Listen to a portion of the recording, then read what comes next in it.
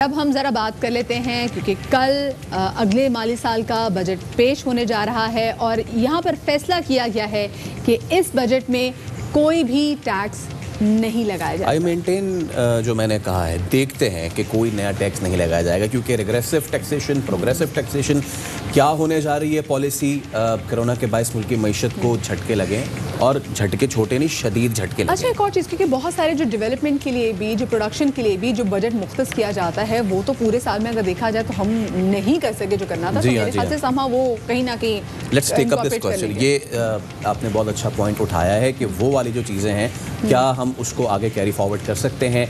अब बात की जाए मुल्क की मजमूई तरक्की की, जीडीपी की, ग्रॉस डोमेस्टिक प्रोडक्ट की, तो 1.5% कमी का इसमें इम्कान है जो कि ऑलरेडी बहुत लो चल रही थी।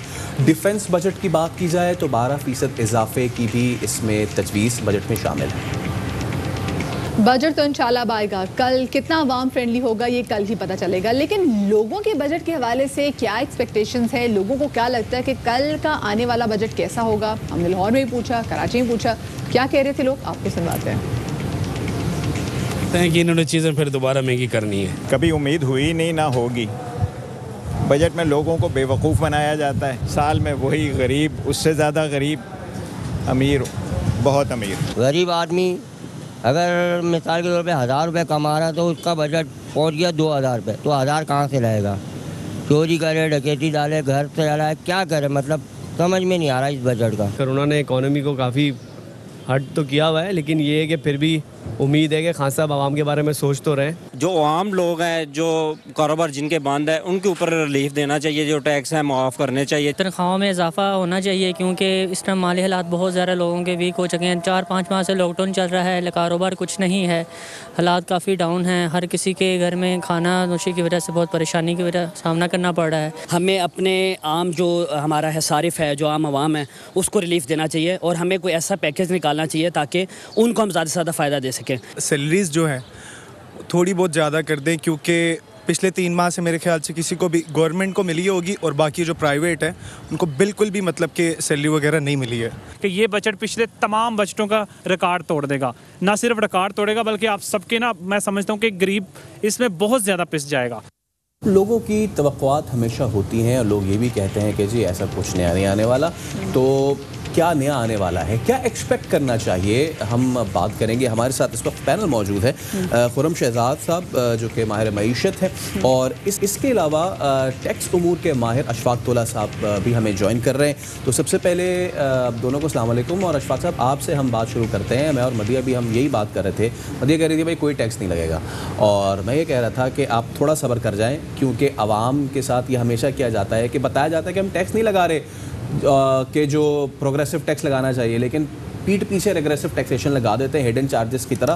तो क्या एक्सपेक्टेशन है अशफाक साहब इस बजट से अगर टैक्स की बात की जाए तो?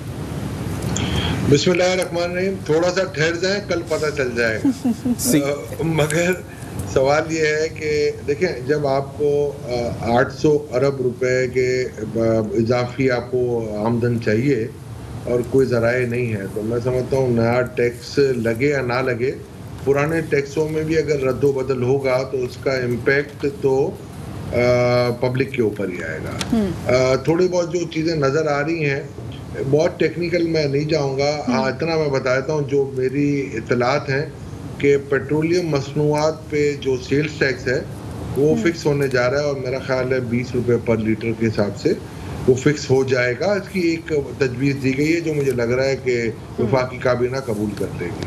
और बाकी देखें, अगर आप देखेंगे मईशत का जो हाल है कोरोना की वजह से, जैसे आपने भी देखा, आपके यहाँ पर एक रिपोर्ट दिखाई गई, बिल्कुल इसमें कोई दो राय नहीं है कि लोग बड़े माशी तौर पर बदहाली का शिकार हुए हैं। मगर मसला ये है कि वो इसलिए हुई कि आखिरी 10 दिन में जिस तरीके से लॉकडाउन खोला गया और जिस तरीके से हम कोशिश कर रहे थे कि इकोनॉमिक एड दे के लोगों को घरों में रखा जाए और नहीं हुआ, और जो आखिरी 10 दिनों का जो तज्जिया था आप लोगों ने भी दिखाया और बाकी दूसरे मीडिया ने भी दिखाया कि जिस तरीके से उन इलाकों में जहाँ लो इनकम ग्रुप था और जिस तरीके से आवाम ने वहाँ शॉपिंग की, लग नहीं रहा था। उससे बहुत ज़्यादा प्रॉब्लम बढ़ी थी। अशफाक साहब हमारे साथ रहेगा, खुरम आपकी तरफ भी आ रहे, लेकिन और इससे पहले हम बात कर रहे थे बजट के हवाले से। कल बजट आने वाला है, हमारे साथ अशफाक तोला साहब मौजूद है, खुरम शहजाद हमारे साथ है। खुरम, आप ये बताइएगा, बड़ी बात की जा रही है कि कल का जो आने वाला बजट है उसमें टैक्स ज़्यादा नहीं लगाया जाएगा, बिजनेस फ्रेंडली बजट होगा, क्योंकि बहुत सारे लोगों के बिजनेस इससे मुतासर हुए हैं। आपकी क्या एक्सपेक्टेशंस है कल आने वाले बजट से? जी देखें, सबसे पहली बात है, दो चीज़ें होती हैं। एक तो ये कि होना क्या चाहिए और दूसरा ये होता है कि क्या होगा। जी बिल्कुल। देखें, एक विश लिस्ट होती है और विश लिस्ट हमेशा जो है वो उसमें भरमार होती है इंसेंटिव्स की, उसमें भरमार होती है सपोर्ट्स की, और उसमें भरमार होती है इन चीज़ों की कि टैक्सेस और अखराजात इनका एक बैलेंस हो, और टैक्सेस जो है वो ज़्यादा ना लगे, अखराजात ज़्यादा हों और उसमें सपोर्ट ज़्यादा हो। तो देखिए, सबसे पहली बात ये है कि इस वक्त का जो बजट होगा ये या होना चाहिए, पहले हम बात करते हैं होना चाहिए, वो ये होना चाहिए जैसे कि उसका नाम भी है कोरोना बजट। देखें, होना ये चाहिए कि आपके सबसे पहले जो उसकी सोच है, यानी कि बजट को शुरू जो करना चाहिए या फिर जो है जिस तबके से स्टार्ट करना चाहिए वो पुअरेस्ट ऑफ द पुअर है। मिसाल के तौर पे इस बजट में गरीब गुरबा के लिए, डेली वेजर्स के लिए, इन सब के लिए बहुत ज़्यादा जो है वो एलोकेशन होनी चाहिए। Number 1, basic food supplies, basic medical supplies पे जो टैक्सेस होते हैं उसमें बिल्कुल ख़त्म होना चाहिए उसको। उसके अलावा जो है आपके लाइफ लाइन कंज्यूमर्स जो हैं ये बिजली के, उनको सबसे ज़्यादा इंसेंटिव देना चाहिए, उसमें कमी होनी चाहिए, उसके हिसाब से एलोकेशन होनी चाहिए। जैसे गवर्नमेंट ने 100 अरब की जो है वो बजट से पहले भी की है और 1.2 ट्रिलियन का जो उन्होंने पैकेज दिया है। उसके अलावा जो है आपके जो ओवरऑल टैक्स है, सेल्स टैक्स की हम बात करते हैं, 17% अगर है तो उसमें कमी होनी चाहिए, 1% या 2% इनफैक्ट। तो ये देखें, ये इस तरह का जो बजट होगा, और फिर और उसके साथ फिर जो इंडस्ट्रीज़ हैं उनमें जो है उनको इंसेंटिवाइज करना चाहिए। तो देखें, 3 एरियाज़ हैं कि एक आम आदमी को इम्पैक्ट कैसे होना चाहिए, इंडस्ट्रीज़ को इंसेंटिवाइज करना चाहिए, इंडिविजुअल्स को, जो बिजनेसमैन हैं उनको इंसेंटिवाइज करना चाहिए। सबसे बड़ी बात जो SMEs हैं, जो हमारे बैकबोन है इकोनॉमी की, 40% जो है उनका हिस्सा है इकोनॉमी में, 50% हिस्सा है लेबर फोर्स में, इनके लिए क्या होगा। जैसे कि कुछ इस तरह के भी जो है वो सजेशंस आई हैं कि जो माइक्रो फाइनेंस बैंक्स हैं इनके कॉर्पोरेट टैक्स को आप 20% कर दें, जो अभी 29% है, सुपर टैक्स को ख़त्म करें, जो 4% आप एक्स्ट्रा लेते हैं। तो देखिए, टैक्सेस का कम करना या बिल्कुल नया टैक्सेस का ना लगना, और दूसरे एंड पे जो एक्सपेंडिचर्स हैं उसमें गवर्नमेंट अपने एक्सपेंडिचर्स को कम करे। 4-4.5 अरब गवर्नमेंट अपने खुद को मैनेज करते हुए लगाती है, उसको कम करे, एक्सपेंडिचर को कम किया जाए। ऑब्वियसली जो प्रेजेंट गवर्नमेंट है वो इस पे भरपूर फोकस भी कर रही है, लेकिन अशफाक साहब, अब यहाँ पे 2 सूरत हाल बन रही हैं। एक तो ये कि जब हम कहते हैं कि जी कोरोना बजट है, उसका मतलब ये है कि कोरोना की सिचुएशन की वजह से जो हमारा हेल्थ सिस्टम डर है कि वो बैठ जाए, हम अपने बजट में उस पर फोकस करें। हमारी एजुकेशन सफ़र की है हमेशा से ही, उस पर जितना % ऑफ बजट रहा है हम उसको उस पर फोकस करें। एक तो ये, दूसरा ये कि जैसे कि हम भी चाहते हैं, जितने टैक्स पेयर्स हैं वो सब चाहते हैं कि जी क्योंकि हमारे इस बार कारोबार नहीं है, सैलरीज में कट लगे हैं, दिस एंड ऑल दैट, तो टैक्स जो कम से कम लगे। बट सेइंग दैट, अगर टैक्स कम से कम लगाया, बिल्कुल भी नहीं लगा, तो जो हमारे टैक्स अहदाफ हैं, जो रेवेन्यू है बेसिकली गवर्नमेंट की, वो फिर डेफिसिट में जाएगी। जब वो डेफिसिट में जाएगी तो इसको किस तरह पूरा करेंगे अशफाक तोला साहब? मैं वही कह रहा था, ये विशेष सर्कल होता है और इस तरीके से नहीं होता कि जैसे खुरम भाई ने बात की ना कि विश लिस्ट होती है। जी जी। तो हर किसी की एक विश लिस्ट है। पहली बात तो ये है कि अगर कोई ये कहता है कि मेरे टैक्स में कमी की जाए, जैसे कि कारोबारी हजरात हमारे भाई कहते हैं, तो वो तो इनकम पे टैक्स लगेगा ना। अगर आप पे आमदन है तो टैक्स लगेगा, वरना नहीं लगेगा। मसला ये नहीं है, मसला ये है कि हम अभी ईमानदारी से टैक्स पे ही नहीं कर रहे हैं, और जो भी टैक्स हमारे होते हैं वो डायरेक्ट आपके विदहोल्डिंग टैक्स के तौर पे डिडक्ट हो जाते हैं, और उसी से ज़्यादा हम कभी ना बढ़े हैं ना बढ़ते जाएंगे। दूसरा मसला ये है, अगर आप देखेंगे कि जो कारोबारी तबका है, जो छोटा कारोबारी तबका है, जैसे खुरम ने भी कहा, जैसे SME इंडस्ट्रीज़ हैं, वहाँ आपको मराहत जो देनी है वो ऐसी देनी है कि जो उनकी कॉस्ट ऑफ प्रोडक्शन को कम करे, और मेक इन पाकिस्तान का जो एक स्लोगन रज़ाक दाऊद साहब लगा रहे हैं, और जो पाकिस्तान बिजनेस काउंसिल ने लगाया था 2 साल पहले, उस पे हम किस तरीके से अमल पैरा हो सकते हैं, और इंपोर्ट सब्स्टिट्यूशन क्या हो सकती है ताकि हमारा करंट अकाउंट का खसारा कम से कम हो, बैलेंस ऑफ ट्रेड। अच्छा, अब इसमें मसला पता है क्या आ रहा है सारा, कि हमारे पास जो, जैसे खुरम ने भी बात की कि जी मजमूई तौर पे जो ग़िज़ाइयत के हैं या जो अपनी अदवाइयात हैं उन पे टैक्स कम से कम होना चाहिए, उसमें ऑलरेडी मेरा ख्याल है ना होने के बराबर ही है।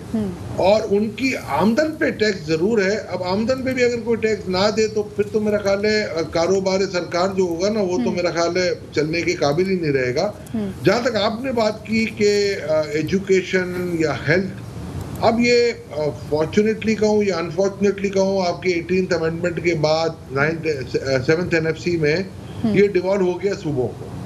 और इत्तेफाक से ये हुआ है कि 2 साल से हमारी FBR, इस साल तो चलिए कोरोना की वजह से काफ़ी इम्पेक्ट आया, उससे पिछले साल भी FBR की रेवेन्यू नेगेटिव हो गई बिल्कुल, और उसकी वजह से 600 अरब की हमने कम कलेक्शन की। तो अगर 600 अरब में से मैं 60% देख लूँ जो कि सूबों का हिस्सा बनता है 58.5%, तो वो कुछ कम से कम 235-40 अरब बनता है। वो सूबों को कम मिले हैं। अगर आप उनको ब्लेम करने जाएंगे तो उनको भी हक बजानिब ये बात कहने की होगी कि वो आप हमें पूरा आप अपनी पोटेंशियल पे रेवेन्यू तो कलेक्ट करें, हमें अपना हिस्सा दें। अलोन सिंध को मेरा ख्याल है 88 अरब रुपए ज़्यादा मिलते हैं अगर 4400 अरब का टारगेट FBR पूरा करती है। मगर अनफॉर्चुनेट है कि हमारी FBR की परफॉर्मेंस या हमारी जो इंतज़ामिया की जो परफॉर्मेंस है वो नहीं रही जो रहनी चाहिए। 2 साल में हम काफ़ी डिक्लाइन कर, और वो जो टारगेट हमारा था वो टारगेट हम अचीव नहीं कर सके। अच्छा खुरम, आप ये बताइएगा, देखिए बजट में 2 चीज़ें, एक तो आपने मुल्क के अखराजात कैसे चलाने हैं वो, और फिर दूसरा कि जो डेवलपमेंट सेक्टर है उसका भी फैलादा बजट होता है।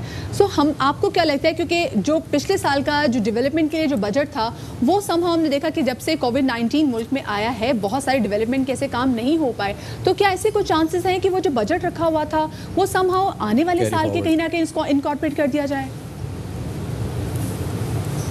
ये जो अखराजात है ना मदिया, अखराजात पे हमारे जो है ना ध्यान बहुत कम रहा है। हमारा ध्यान ज़्यादातर जो है टैक्सेस की तरफ रहा है, और यही इशू हुआ है कि हमारे यहाँ ग्रोथ जो है वो चोक हुई है या कम हुई है ओवर द लास्ट 3-4 ईयर्स।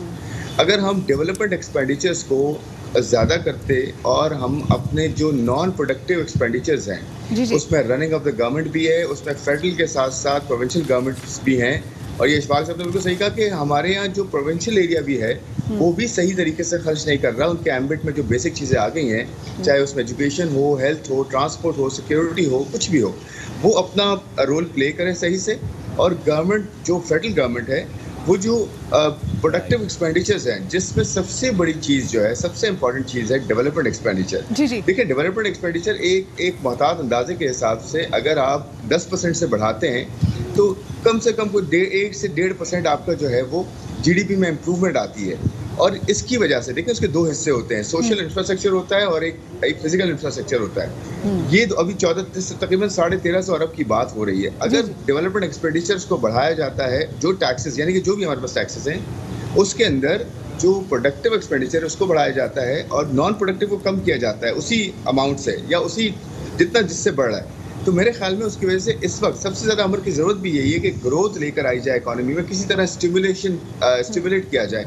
जितना स्टिमुलेट किया जाएगा उतना ज़्यादा आप देखेंगे जब ग्रोथ चलेगी, पहिया चलेगा, बिजनेसेस चलना शुरू होंगे, इनकम भी आएगी, टैक्सेस भी आएंगे, ओवरऑल जो है आपकी बेहतरी आना शुरू होगी अगर इस पर्सपेक्टिव से बनाया जाए बजट को। और मेरे ख्याल में गवर्नमेंट करती भी है, बट ज़्यादातर हम नॉन प्रोडक्टिव एक्सपेंडिचर्स के तरफ जाते हैं। खर्चों को कम करें और नॉन प्रोडक्टिव खर्चों को कम करें और डेवलपमेंट खर्चों को जो है बढ़ाएं। आपने बिल्कुल सही की कि जो आने वाला जो बजट, जिसको कोरोना बजट कहा जा रहा है, उसमें बेहतर ये होगा तमाम तर लोगों का, हर वो शख्स जिसका किसी भी तबके से ताल्लुक हो कि वो अपने खर्चों पे ज़रा हाथ हौला रखे। बहुत शुक्रिया जी, हमारे साथ खुरम शहजाद मौजूद थे, हमारे साथ इशफाक तौला साहब मौजूद थे। आप दोनों का बहुत ज़्यादा शुक्रिया। अब कल तो जब बजट आएगा तो कल पता चलेगा। वो कहते हैं ना कि जब चांद चढ़ता है तो फिर सारी दुनिया देखती है, तो कल ही पता चलेगा। कुछ देर पहले तो आप कह रही थी कि नहीं लगेगा, अब आप इस पे अभी भी मैं कह रही हूँ इंशाल्लाह नहीं, क्योंकि भाई वज़ीर-ए-आज़म इमरान खान ने खुद कहा है और उसके बाद मुशीर खजाना ने बोला कि कोई टैक्स नहीं लगेगा। मैं तो उनकी बात पे शर्त डन 100 रुपए की, इससे ज़्यादा मेरे पास पैसे नहीं है। ओके, हाँ, क्योंकि खर्चे भी कम करने हैं।